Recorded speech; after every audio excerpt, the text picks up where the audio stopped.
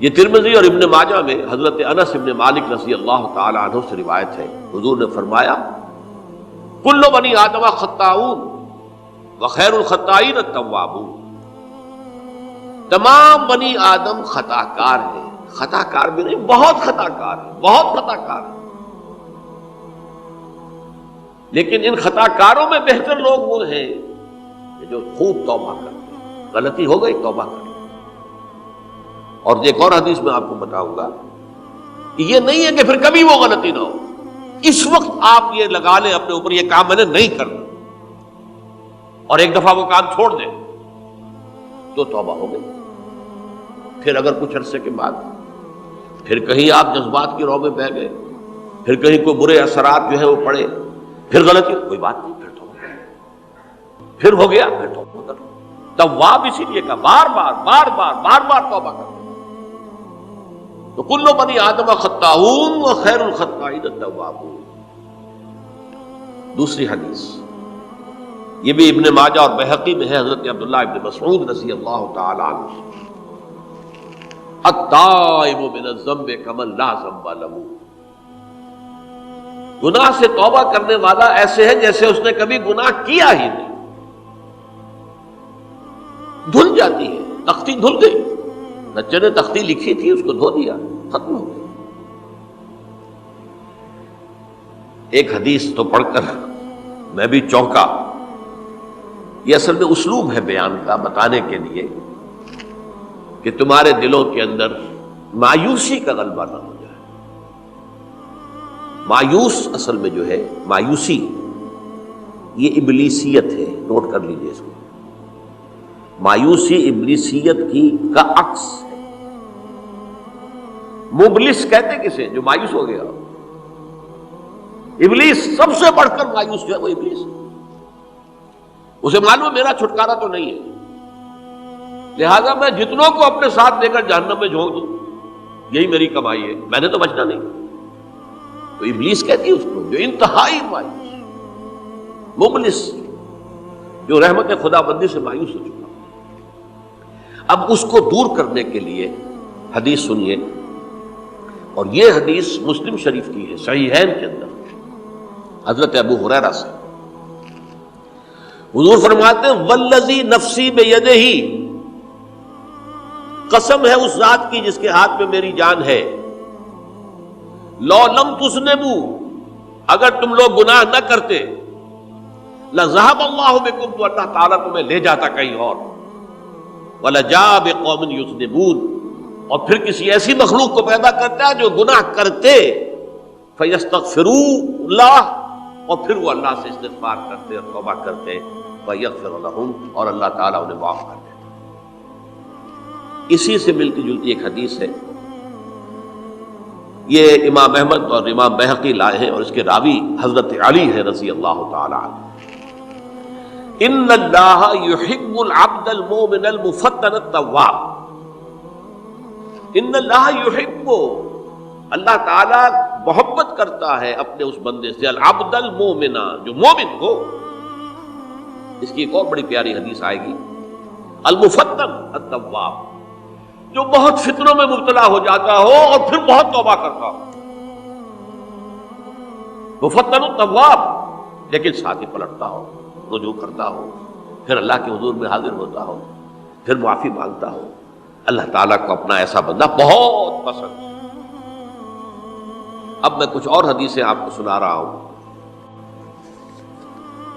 توبہ کا دروازہ دو اعتبارات سے کہا گیا ہے کہ ایک وقت آنے پر بند ہو جاتا ہے۔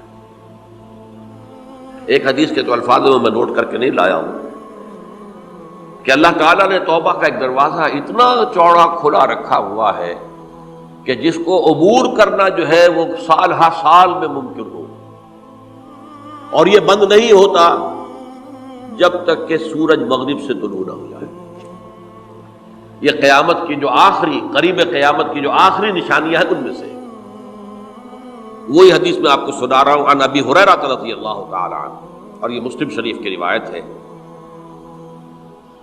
من تاب قبل ان تطلع الشمس من مغربها تاب اللہ علیہ، سورج کے مغرب سے طلوع ہونے سے قبل تک جو لوگ توبہ کریں گے اللہ تعالیٰ ان کی توبہ قبول کریں گے۔ البتہ جب وہ قیامت کی وہ نشانی ظاہر ہو جائے کہ سورج مغرب سے طلوع ہو رہا ہے، اب دروازہ توبہ کا بند ہے، اب اس کے بعد اگر توبہ کوئی کرتا ہے تو اللہ تعالیٰ اس کی توبہ کو قبول نہیں کرے گا۔ یہ تو اجتماعی سطح پر ہوئی۔ انفرادی سطح پر عن عبداللہ ابن عمر رضی اللہ تعالی عنہما عن النبی صلی اللہ علیہ وسلم قال ان اللہ عز وجل یقبل توبۃ العبد ما لم یغرغر۔ یہ ترمذی میں ہے، حضرت عبداللہ ابن عمر رضی اللہ تعالی عنہما سے کہ اللہ تعالیٰ اپنے بندے کی توبہ قبول کرتا ہے جب تک کہ وہ جسے ہم کہتے ہیں گھنگرو نہ بولنے لگے حلق کے اندر، جبکہ نزع عالم نزع ہو اور جان جو ہے وہ آ کر پھر یہاں اٹکتی ہے، تو اس وقت تک دروازہ کھلا ہے توبہ۔ لیکن جب یہ شکل ہو گئی تو دروازہ بند ہے۔ یہ انفرادی سطح پر ہو گیا، جب آپ کے موت کے آثار اتنے واضح ہو گئے کہ اب جا رہے ہیں، اب توبہ کریں گے تو اب توبہ قبول نہیں ہوگی۔ اجتماعی سطح پر جب قیامت جو ہے اس کی وہ گھڑی آ گئی کہ سورج مغرب سے طلوع ہو گیا، اب توبہ کا دروازہ بند۔ ایک اور حدیث ہے جو میں نے بہت مرتبہ اس کا ترجمہ تو آپ کو بہت دفعہ سنایا ہے، آج میں چاہتا ہوں اس کو پورے متن کے ساتھ آپ کے سامنے رکھوں۔ یہ حضرت انس ابن مالک رضی اللہ تعالیٰ عنہ سے مروی روایت ہے، جو حضور کے خادم خاص تھے، اور یہ متفق علیہ بھی ہے، یعنی بخاری میں بھی ہے، مسلم میں بھی ہے، لیکن تھوڑا سا فرق ہے الفاظ کا۔ تو جو مسلم شریف کی روایت ہے اس کے الفاظ کیا ہیں؟ للہ اشد فرحا بتوبۃ عبدہ حین یتوب الیہ۔ جان لو اللہ تعالیٰ کو زیادہ خوشی ہوتی ہے اپنے کسی گناہ گار بندے کی توبہ سے جبکہ وہ توبہ کرتا ہے۔ کس سے زیادہ ہوتی ہے؟ اب اس کی ایک تمثیل دی، من احدکم، ایک ایسے شخص سے بھی زیادہ بڑھ کر خوشی ہوتی ہے، کان علی راحلتہ بارض الفلات، کہ جو بہت ہی دور دراز کے اور سنسان علاقے میں سفر کر رہا تھا، فانتحرفت منہ، اس کی سواری جو ہے گم ہو گئی، وعلیہا طعامہ وشرابہ، اسی پر اس کا کھانا بھی تھا اور پانی بھی تھا، اونٹنی پر سفر کر رہا تھا، اسی پر ہوتا ہے راحلہ جو ہے راستے کا سامان، اچانک کہیں بیٹھا ہے تھوڑی دیر کے لیے سستانے کے لیے، کہیں اونگ آ گئی اور اونٹنی صاحبہ غائب ہو گئی۔ اب آنکھ کھلی اور اس نے دیکھا، فَأَيَّسَ مِنْهَا، تلاش کر کر کے مایوس ہو گیا، کہیں اونٹنی کا سراغ نہیں۔ اب ظاہر بات ہے کسی صحرا میں یہ کیفیت، اس کا مطلب کیا ہے؟ یقینی موت۔